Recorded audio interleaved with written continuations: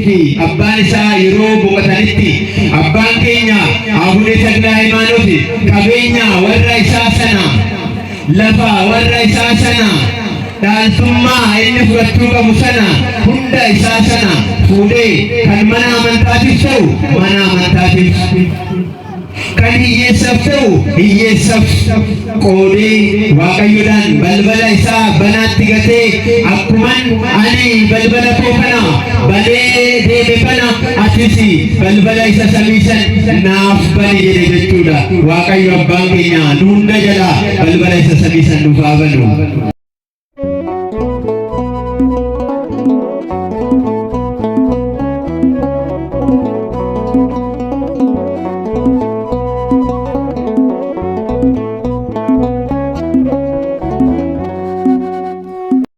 Abbaan isaa yeroo boqotanitti abbaan keenya Abune Taqlaa Hayimaanooti qabeenya warra isaa sana lafa warra isaa sana dhaaltummaa inni fudhachuu qabu sana hunda isaa sana fuudhee kan mana amantaatiif ta'u mana amantaatiif kan hiyyeessaaf qoodee waaqayyoodhaan balbala isaa banaatti gatee akkuman ani balbala koo kana banee deeme kana atis balbala isa samiisan naaf bani jedhe jechuudha. Waaqayyo abbaan keenya nu hunda jala balbala isa samiisan nuuf haa banu.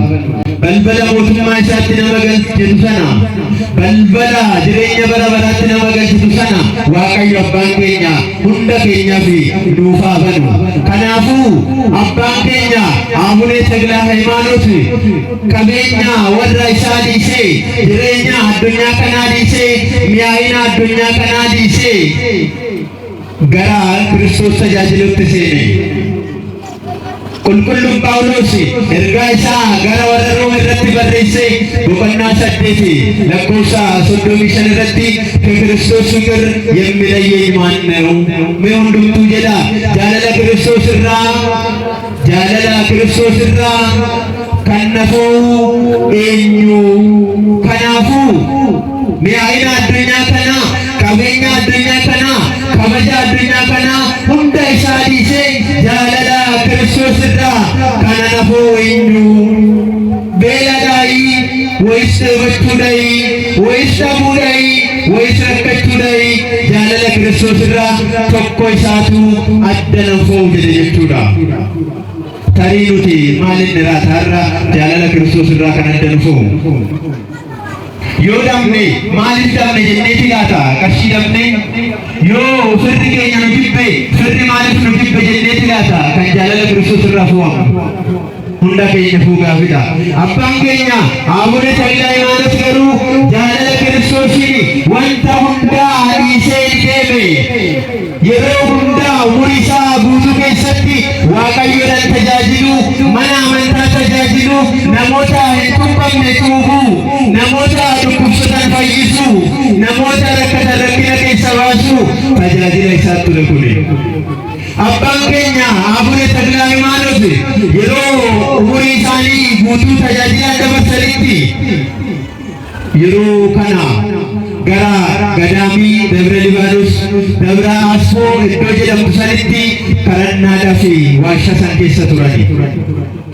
Waggaa 22 waaqayyoodhaan yeroo guutuu guyyaa guutuu akkuma ergamoota samii halkanis guyyaa sa'aatii 24 nyaanni isaa galata ta'ee galanni isaa isaaf nyaata ta'ee waaqayyoodhaan qulqulluu jecha galateeffachaa ture. Akkasumas immoo biyya keenya Itoophiyaa naaf fayyisi, dhibeerra naaf fayyisi, uummata Itoophiyaa nuuf eegi, naaf maali jedhee waggaa 22 luka lamaan dhaabbatee kadhachaa ture. Waggaa 7 immoo luka tokkoon dhaabbatee waaqayyoon kadhachaa ture. Eebbi abbaa keenya Abune Taqlaa Hayimaanooti biyya keenya Itoophiyaa nuuf haa eegu. Eebbi isaa nurra haa bulu. Mee jedhaa waaqayyoon galateeffadhaa. Kanaafuu abbaan keenya Abune Taqlaa Hayimaanooti lafa kana irratti dinqii garaagaraa raawwatanii, raajii garaagaraa raawwatanii akkuma ergamoota samii akkuma Kirubeeli isaan kochoo jahaa baasanii. Abbaan keenya Abune Taqlaa Hayimaanooti luboota 24 samiitti dabalatanii tullu waligdami shanaffaa isa samii ta'ani eebbi abbaa keenya nurra haa bulu. Kanaafuu abbaan keenya Abune Taglaa Hayimaanooti lafa kanarratti tajaajila garaagaraa wangeela Kiristoos addunyaa kana eegalallabanii biyya keenya keessatti iddoo garaagaraatti biyya guutuu kaabanis kibbaanis bahaanis dhihaanis deemanii barsiisanii booda. Nama hundaafuu boqonnaan nafuuti duuti nafuuti akkuma qulqulluun Salamoon beekan Salamoon ogeessi Salamoon wangeela kitaaba Makfiif boqonnaa 7 lakkoofsa 2 irratti dhalachuu caalaa du'uu wayyaa jedha. Maal caalaa dhalachuu caalaa du'uu wayyaa jedha. Yeroo addunyaa kanarratti dhufnu akkamitti dhufnami? Daa'imti yeroo dhalattu maal jedhu dhibootii wati gara addunyaa rakkinaa kanatti dhufuu sana beekti. Kanaafuu kitaaba Makfiif boqonnaa 7 lakkoofsa 2 irratti dhalachuu caalaa du'uu wayyaa jedha. Kana yoo jedhu yoo dhalannu addunyaa kana keessatti qoramuudhaafi yoo dhalannu addunyaa kana keessatti rakkina jirus bareedina jirus hundaa arguudhaafi. Qulqulloonni garuu yeroo hundaa akkana jedhan Filiippisoos boqonnaa 1 lakkoofsa 23 liሄድ ከክርስቶስ ጋር መኖር እናፍቃለሁ deemuun Kiristoos waliin jiraachuu nan hawwa jedha abbaan keenya qulqulluun Phaawulos jechuudha. ከሁሉ ይልቅ እጅግ የሚሻለውና ሁንደ ጫላ ወንተ ወዩudha waan ta'eef maal gochuun deemuun duun jechuudha. Qulqulloonni hin du'ani ni boqotan malee. Qulqulloonni lafa kanarra yeroo jiraatani rakkina garagaraatu irra ga'a. Seefii garagaraatu irra ga'a. Isaani maqaa Kiristoos qabatanii waan deemaniif rakkina baay'eetu irra ga'a. Ni qoromu lafa kanarratti qorumsa sanis ni darbani. Kanaafidha yeroo isa darban sana deemuu nuuf wayyaa Kiristoos waliin jiraachuu nuuf wayyaa isa kana ani nan hawwa wanta hundarra wanta wayyu waan ta'eef kan jedhani. Abbaan keenya Abune Taglaa Hayimaanootis guyyaa har'aa kana addunyaa kanarra yeroo isaan boqochuu dhaqanitti umurii isaanii guutuu keessatti Waaqayyo tajaajilan waan ta'eef umurii isaanii guutuu keessatti wangeela lallaba waan ta'eef umurii isaanii guutuu keessatti waa'ee dhufaatii Waaqayyoo waa'ee mootummaa Waaqayyoo waa'ee fayyina ilma namaa lallaba waan ta'eef Waaqayyo gooftaan gaafa guyyaa isaa boqonnaa kanas kabajaan haadha isaa qulqulleettii dubaroo Maariyaamii qabatee akkasumas immoo tajaajiltoota isaa qulqulloota ergamoota hunda waliin dhufee waadaa galeefi. Faaruu Daawit faaruu 88 lakkoofsa 3 irratti warroota hin jaaladhe warroota filadhe waliin waadaa galee jedha. Maal waliin? Warroota filadhe waliin. Maal waliin? Warroota filadhe waliin waadaa galee jedha. Kanaafuu abbaa keenya Abune Taglaa Hayimaanootiidhaaf waadaa galuuf jecha samiirraa haadha isaa qulqulleettii dubaroo Maariyaamii akkasumas qulqulloota ergamoota qabatee gara abbaa keenya Abune Taglaa Hayimaanootii dhufe. Maalitti akka inni boqotu jechuudha.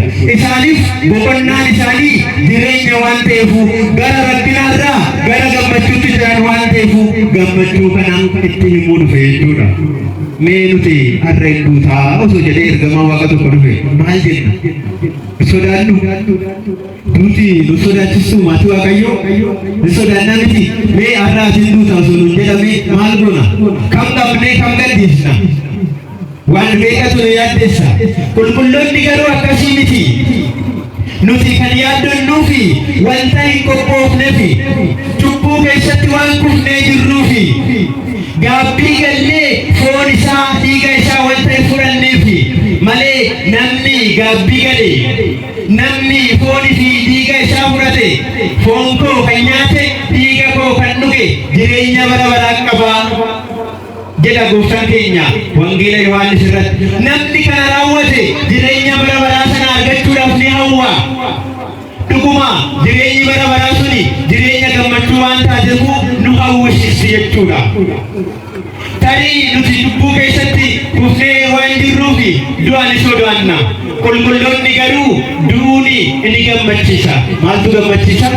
Du'uun. Isaan du'a osoo hin taane isaaniif boqonnaa waan ta'aniif. Kanaaf abbaan keenya Abuune Takla Hayimaanootiin gooftaan keenya uumaan keenya Yesuus Kiristoos gara isaa dhufee namni maqaa keetiin mana amantaa hojjete, namni maqaa keetiin nama beelee nyaachise, namni maqaa keetiin nama beelee nyaachise, nama dhoobate obaase, namni maqaa keetiin hiyyeessa gargaare, namni maqaa keetiin nama hidhame hiiksise gaafate nama sana dhuguma siin jedha hanga dhaloota kudhaniitti siif fayyisa jedhe. Waaqni waada kana nuuf galee galannii fi kabajni isaaf haa ta'u. Mee jedha galateeffadhaa. Nama hojii kana hojjete maqaa kee qabatee dhuguma siin jedha ani hanga dhala kudhaniitti siif fayyisa jedhee jechuudha. Maal jedhee faarfataan Daawit jalqaba irratti faaruu 88 lakkoofsa 3 irratti warroota filadhe waliin waadaan galaa jedhee dubbate jechuudha. Kanaafuu kan inni dubbate sana asitti fidee abbaa keenya Abuune Takla Hayimaanootii wajjin waadaa gale jechuudha. Kanas immoo gooftaan keenya fayyisaan keenya Yesuus Kiristoos wangeela Maatiyos boqonnaa 10 lakkoofsa 41 irratti akkana jedha. Namni maqaa raajaa tokkoon bishaan qorraa nama obaase, namni maqaa toltoota tokkoon bishaan qorraa nama obaase, namni maqaa wareegamaa tokkootiin bishaan qorraa nama obaase. Dhuguma isiniin jedha gatii wareegamaa sanaa, dhuguma isiniin jedha gatii tolaa sanaa, dhuguma isiniin jedha gatii raaja sanaa ni argata jedhe. Namni maal godhe? Namni maal godhe? Namni maqaa raaja saniitiin yookaan maqaa qulqulloota saniin bishaan qorraa nama obaase gatii isaa sana ni argata jedhe. Waaqni immoo akka namaa ganama dubbatee sa'aatii booda keessan deebi'u. Waaqni akka namaa sa'aatii booda dubbatee galgala lakkii natti tolle hin jedhu. Waaqni keenya Waaqa amanamaa.